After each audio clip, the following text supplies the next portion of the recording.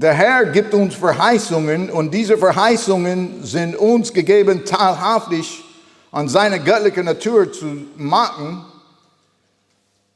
Das heißt, die sollen genau geschrieben werden. Die dürfen nicht hier falsch ausgelegt, falsch geschrieben. Es muss mit sorgfältig behalten werden, weil die sind die Verheißungen der allmächtigen Gott. In Vers 21 in diesem Kapitel, der letzte Teil, wir sehen schon, dass die Autorität der Heiligen Schrift wird betont.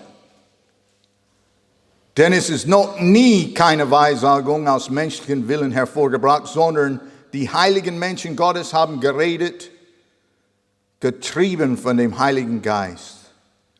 Es ist nicht nach unserem Willen, es ist nicht nach Luthers Willen, es ist nicht nach irgendjemand hier in dieses Gebäudes Willen, es ist keine Christ auf dieser Erde Willen, es ist den Herrn aller Herren. Seine Autorität spricht in diesen Verheißungen. Das ist uns sehr wichtig, weil wir können die nicht untertänigen, das heißt, wir können der Verheißunggeber nicht untertänigen. Die Autorität der Heiligen Schrift wurde betont in Vers 21. Er lässt uns wissen, die sind nicht nach unserer... Gott hat nicht auf seinem Thron gesessen und sagte, vielleicht soll es denen warten und fragen, ob es so gemacht werden soll. Hast du mal aufgewacht in der Mitte der Nacht und Gott fragte dich, soll ich das so machen? Gott fragt uns nicht nach unserer Rat. Aber alle lachen, aber etliche Leute erwarten, dass Gott uns die Genehmigung bekommt, wie seine Verheißungen ausgeteilt werden sollen. Aber wir dürfen nicht hier nach unserem Willen, die Leute, die die Schrift geschrieben haben, die haben nicht... Na, das macht meistens von uns, ich bin in freundlicher hier Atmosphäre heute. Ich weiß, die meisten Leute zustimmen zu dieses. Aber da gibt es einige Leute, die werden nie so zustimmen. Da predigt man etwas anderes, wenn die dabei sind. Oder predigt man doch. Kommt drauf an, was der Herr will. Aber die Autorität der Heiligen Schrift ist nicht nach unserem Willen geschrieben. Gott hat heilige Menschen benutzt, sie zu schreiben. Und er hat niemals uns gefragt, welche es ist. Er lässt uns wissen, welche es ist, welche Bibel es ist. Den Baum kennt man bei seinen Früchten. Das ist eine wichtige Sache, wenn es zur Autorität Gottes wird, weil wir müssen entscheiden, ob wir glauben oder nicht. Na, du kannst nicht heilig sein. Na, das ist ein Wort, das viele Leute nicht hören möchten. Meine Kinder haben das nicht so gern. Du darfst nicht oder du kannst nicht. Du darfst nicht und du kannst nicht. Du kannst nicht heilig sein. Ja, ich werde ihm beweisen. Ich werde heilig sein trotzdem. Ich kenne Trotzköpfe.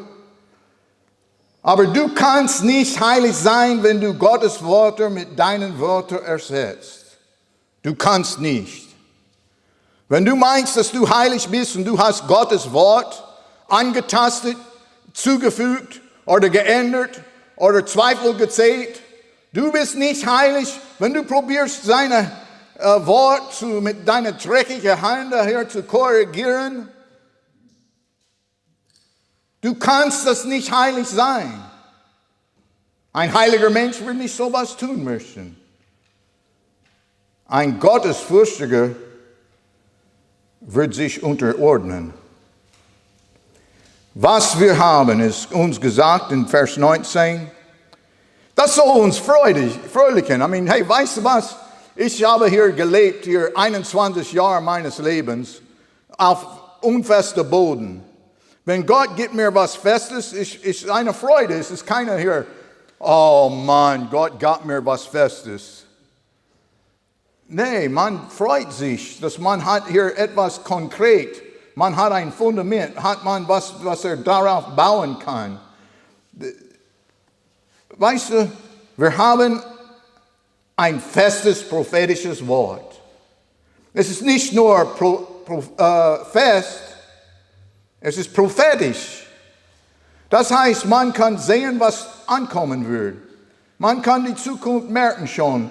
Einige Leute können die Bibel lesen und sagen, ich sehe die Straße, der du darauf bist, und ich kann dir sagen, wo du hingehst. Du kannst das sehen. Du siehst einen Säufer in Kneipe, säufen sein Leben hier voll. Du kannst ihm deutlich und klar sagen, seine Zukunft. Und er kann dann die Möglichkeit geben, den Herrn das zu ändern. Aber was wir haben, ist ein festes, prophetisches Wort. Die Bibel heißt es lebendiges Wasser. In Johannes Kapitel 7, Vers 38, der Herr sagte, wer an mich glaubet, wie die Schrift sagt, von des Leibe werden Ströme des lebendigen Wassers fließen. Ich komme hier heute Abend, wie gesagt, eine freundliche Atmosphäre. Aber was strömt von deiner Leib? Was strömt von deiner Leib? Und dann ist es ein fester Fundament, prophetisch. Die Bibel behauptet, ich danke den Herrn, ich habe treue Männer in meiner Gemeinde, die korrigieren mir, wenn ich Fehler mache. Das Wort behauptet, der Herr behauptet nichts. Der Herr sagt, und was er sagt, stimmt. Es ist keine Behauptung. Ich habe hier irgendwie in meiner deutschen Sprache angefangen, hier behaupten zu nutzen, und einer hat mir klargestellt, weißt du was, ich dankte ihm, ich war sehr dankbar, lass mich korrigieren.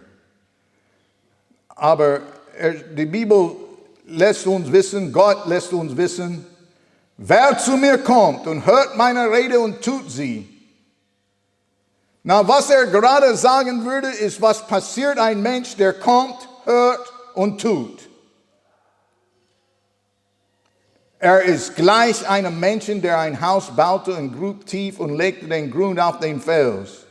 Da aber Gewässer kam, da riss der Strom zum Hause zu und mochte es nicht bewegen, denn es war auf den Fels gegründet. Das ist hier das Schiff Zion-Schiff. Was wir auch haben, ist ein Dienst. Er gibt uns nicht nur das festes prophetische Wort, er gibt uns einen Dienst. Oder eine Pflicht, wie du das möchtest. Wir lassen euch das wählen. Dienst oder Pflicht, wie ihr möchtet. Aber er gibt es uns. Und das ist die Bibel richtig gehorchen. Er sagt, ihr darauf achtet als ein Licht. Und ihr tut wohl, dass ihr darauf achtet als auf ein Licht. Wir sind befohlen, verpflichtet,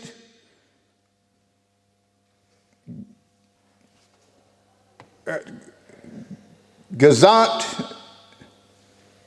wir sollen ein Licht im dunklen Ort achten.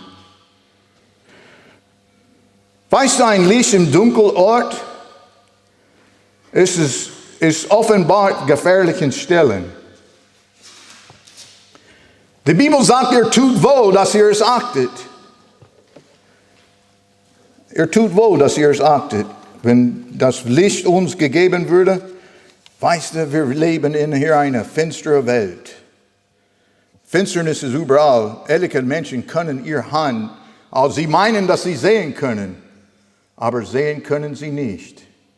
Sie sehen das Hand und sie meinen, das ist etwas größer, als was es ist. Und sie sehen nicht die Hand, der größer ist als ihr Hand, und machen nichts dazu. Gott steuert das Leben. Da gibt es einen deutschen Spruch, der Mensch denkt, Gott gelenkt. Schön wäre es, wenn jeder Mensch hier ließe ihn hier lenken. Aber andere Leute durch uns von Finsternis zum Licht. Weißt du, was sehr wichtig ist, dass wir darauf achten, der Dienst, der Pflicht, der Befehl, dass wir wohl tun, wenn wir darauf achten, ist anderen Leuten, die sehen, wie wir darauf achten. Die sehen, wie wir geführt sind. Und einige Leute, vielleicht werden sie aufhören zu nachahmen und antreten und sagen mal, ich trete ein und ich folge nach. Die Bibel sagt in 119 Psalm, Vers 9, wie wird ein Jüngling seinen Weg unsträflich gehen, wenn er sich hält nach deinen Worten? Na, ich stellte mir diese Frage, als ich hier vorher abgefahren bin von hier Wilhelmshaven. Wenn anderen dich folgen,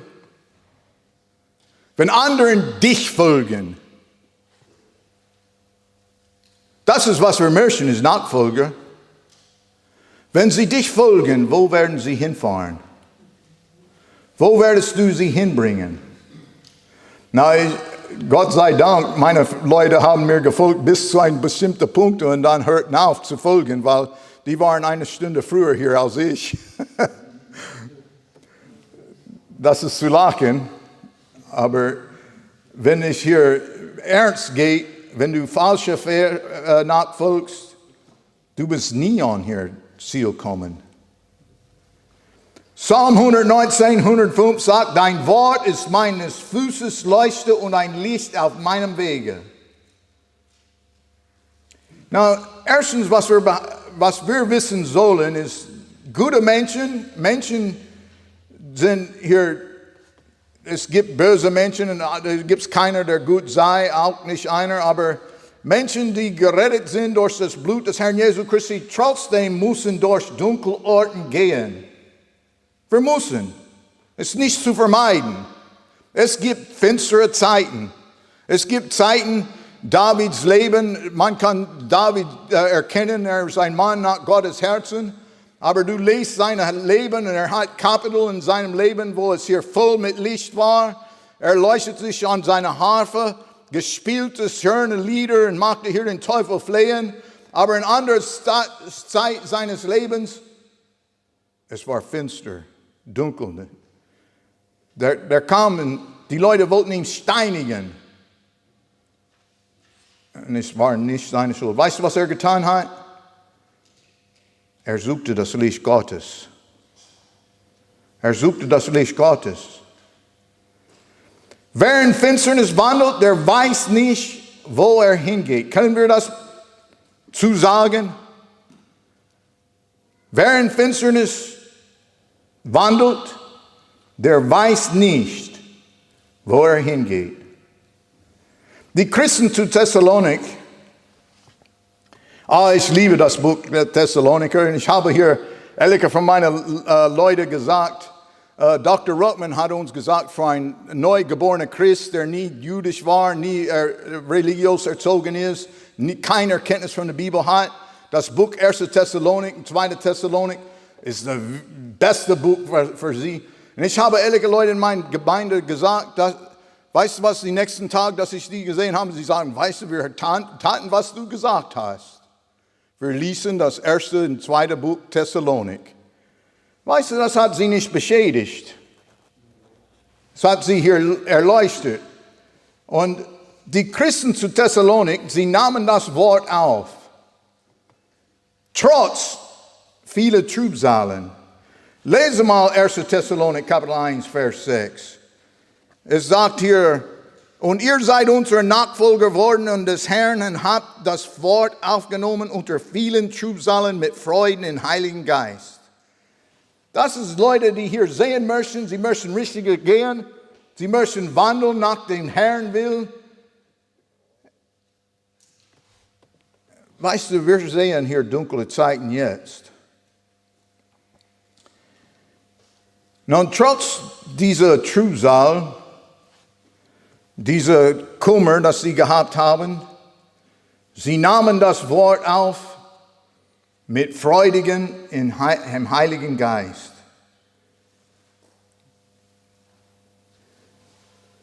Nun, das heißt nicht, dass ein Mann nicht hier einen Fehler machen kann. Ein Mann Gottes kann einen Fehler machen. Das überrascht euch. Ich glaube, jeder hier in diesem Raum gedacht hat, der Prediger soll ohne Fehler sein. Und besonderweise, wenn seine Muttersprache nicht Deutsch ist, kann er Fehler machen. Aber wir beziehen uns nicht auf die Fehler der Prediger, wir beziehen uns auf das Wort Gottes. Was sagt das Wort Gottes? Egal, was für Fehler der Prediger macht. Lass uns beziehen auf das, was fest ist, das prophetische Wort. Weil es bringt uns zu der Stelle, wo es sagt, es uns bringen wird.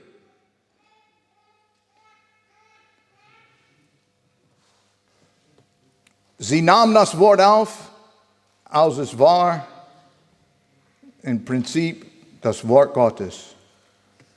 Weißt du, Nathan, er war ein Mann Gottes, er sagte David fragte ihn, ob er hier den Tempel bauen dürfte. Und Nathan sprach zu dem Könige, in 2. Samuel Kapitel 7, Vers 3, es ist in der Bibel geschrieben, ein Fehler der Mann Gottes.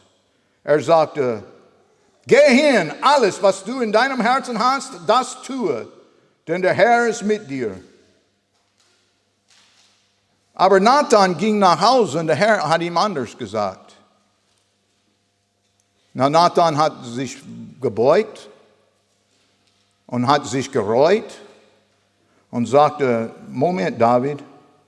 Er ging zu dem König David, das war nicht eine leichte Aufgabe, zu sagen, ich habe dir falsch benachrichtigt. Du darfst nicht sein Haus bauen. Seine Nachkommenschaft wird.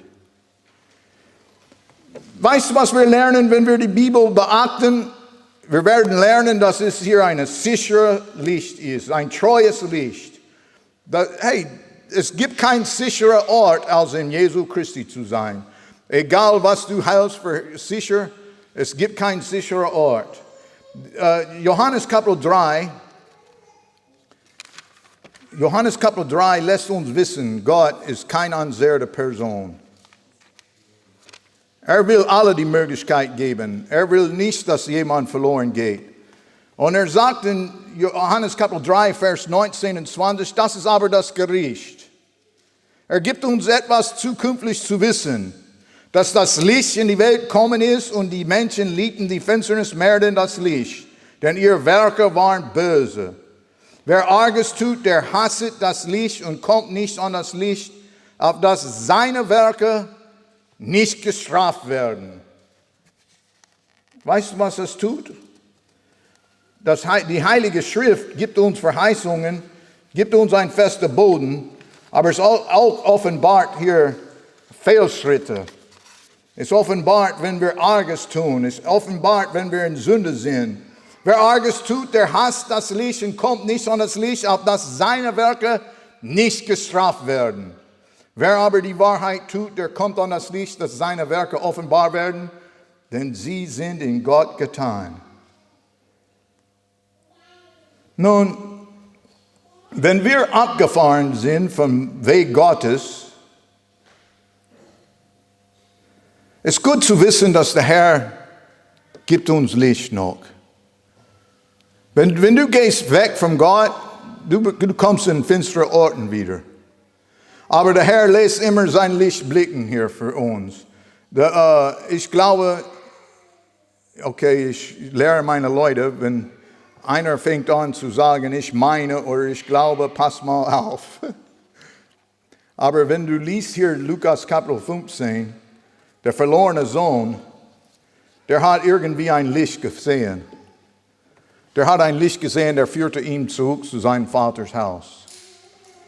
Nun, wenn wir abgefahren vom Weg Gottes, hast du mal hier den Segen, die Segen Gottes verpasst? Ich habe Mitleid mit Leuten, die hier nach ihrem eigenen Verstand alles entscheiden. Hey, wir sind berufen, nach Glauben, nicht nach Sehen zu wandeln. Und ich habe selber hier Probleme mit, was ich sehe in meiner Logik. Erstens, weil meine Logik ist nicht das Beste in der Welt. Deswegen bin ich hier falsch gefahren, hier 1 Stunde später angekommen. Aber zweitens, es ist nicht sicher, unsere Logik. Und wenn man den Segen Gottes verpasst wegen seiner Logik, muss man lernen, nicht im Fleisch, sondern im Geist zu entscheiden. Und die Heilige Schrift ist treu, uns zurück zu dem Glaubenswandel zu führen.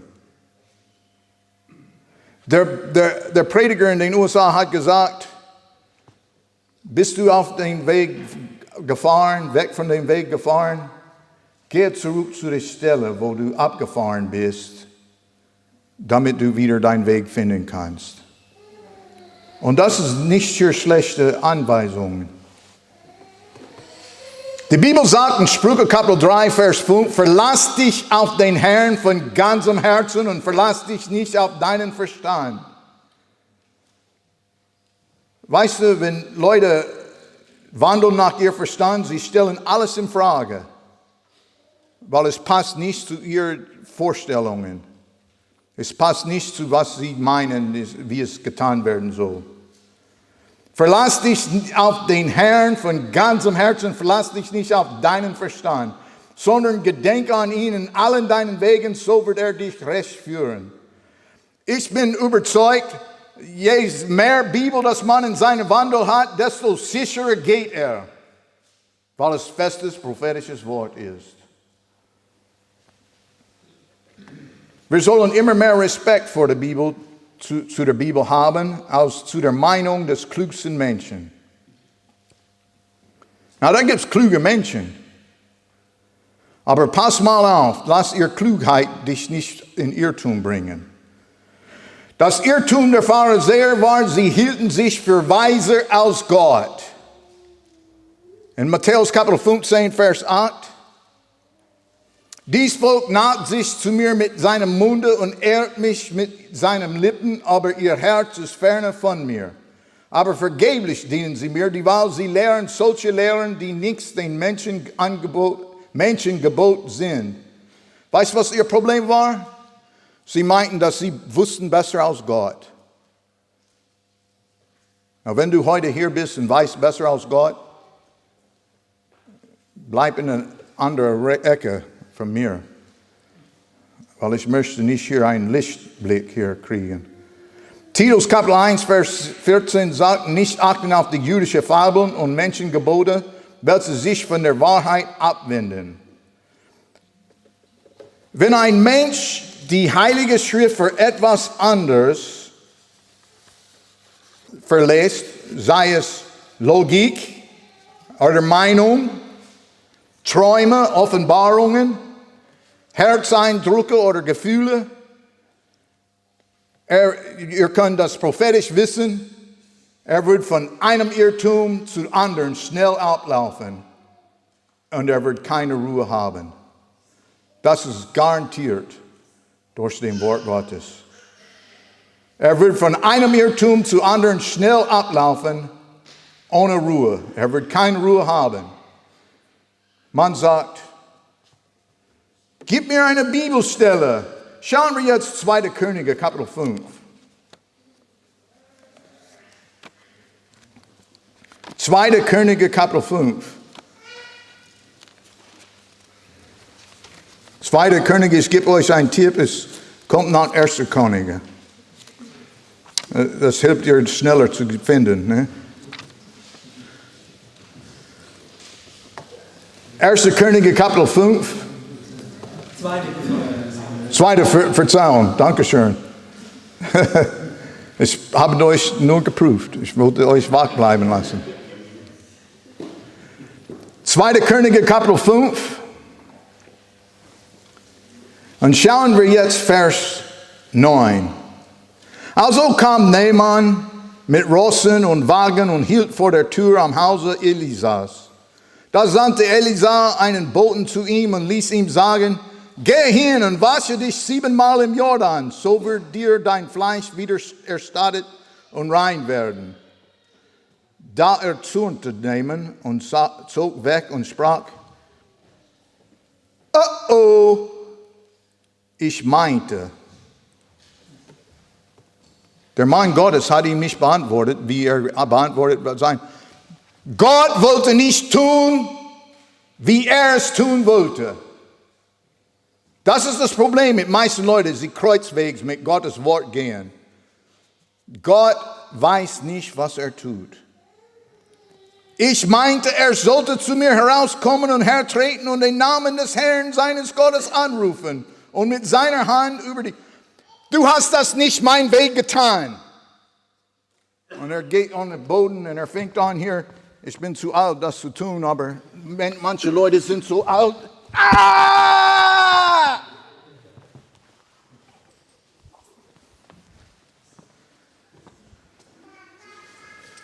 Habt ihr Leute so kennengelernt?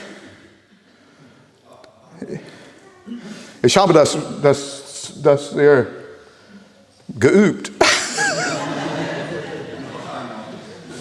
Ich habe es als ich aus der Marine kam, habe ich so geübt. Das war das schwerste Jahr meines Lebens. Gott wollte, egal was ich tun wollte, Gott würde das nicht tun, wie ich das wollte. Und ich habe gerade diesen Zug gemacht. Gott sei Dank, dass ich den Licht wieder gefunden habe. Auch wenn es schwer zu verstehen. Einige Leute meinen, dass sie sind befohlen zu verstehen. Wenn du verstehst alles von Gott. Wir können nicht einen großen Gott, der die Welt geschaffen hat, unter ein Mikroskop stellen und alles von ihm wissen. Der ist nicht Corona. Unser Gott, eine Überraschung, Gott ist größer als Corona. Gott ist größer als Impfstoff. Gott ist größer als alles, was wir vorstellen können. Alles, was uns entgegenkommt, ist er größer.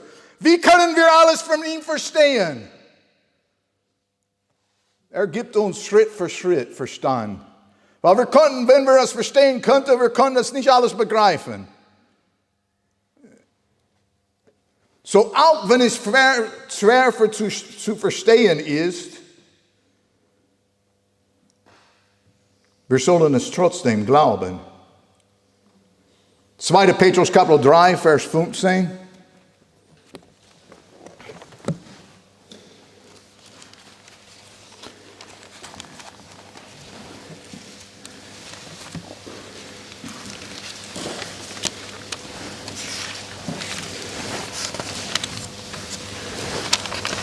Petrus Kapitel 3, Vers 15. Und die Geduld unseres Herrn achtet für eure Seligkeit, als auch unser lieber Bruder Paulus nach der Weisheit, die ihm gegeben ist, euch geschrieben hat. Wie er auch in allen Briefen davon redet, in welchen sind etliche Dinge schwer zu verstehen. Etliche Leute werden ihm sagen, du sollst mit dem Heiligen Geist verstehen. Er hat gesagt nicht, dass er konnte das nicht verstehen. Er sagt, es ist schwer zu verstehen. Aber wenn es schwer zu verstehen ist, wir sollen doch trotzdem glauben.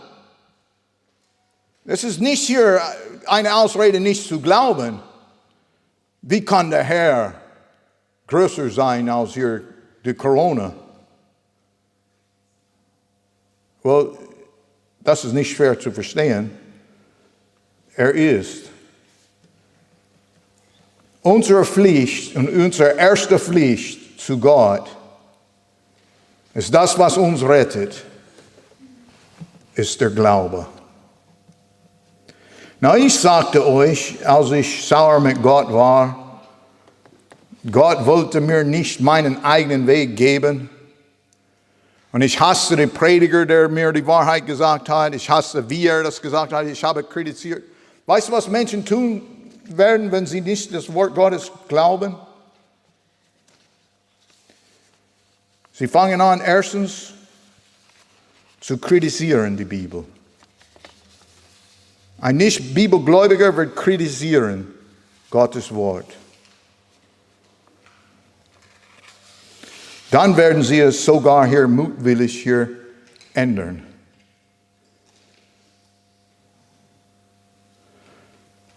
Sei nicht so eine Person, der hier fehlt ab von dem Licht, das uns festgegeben ist. 2. Petrus Kapitel 1, Vers 19. Wir haben ein festes prophetisches Wort und ihr tut wohl, dass ihr darauf achtet als auf ein Licht, dass das scheint in einem dunklen Ort, bis der Tag anbreche und der Morgensterne aufgehe in euren Herzen. Wir haben eine Weile noch zu wandeln. Freuen, wir ziehen ins Heimatland. Habe ich versprochen, nicht mehr zu singen? Ich habe euch gesagt, ich habe nie gesungen. Warum können wir nicht alle zusammen gehen? Bekenne das Wort Gottes. Es ist den alten Luther, egal ob man das mögt oder mögt Luther, oder es bezieht sich nicht um Luther, es bezieht sich um Gott. Was Gott gewählt hat, sollen wir auch wählen. Nee, wir sollen nicht wählen, wir sollen akzeptieren. Wir sollen es glauben. Gott hat das Buch hier gewählt. Wir brauchen hier einfach hier zustimmen. Und wenn man hier heilig sein möchte, er muss zustimmen zu dieses Buch. Vater, wir sind dankbar jetzt heute für dein Wort. Alles, was in mir ist heute, kann wahrlich sagen, ich glaube jedes Wort, das ich gepredigt habe heute. Und Vater, ich bitte, dass du bestätigst der Glaube. Und Vater, spreche Herzen an, wenn sie hier so mutwillig gegen deinem Wort hier treten möchten. Und lass sie wissen schon, wer sie sind und wer du bist. Und wir werden dich in die Ewigkeit anbeten, trotz unserer Differenzen und alles, was gegen uns kommt. Herr, leite uns in deinem Licht. In Jesu Namen. Amen.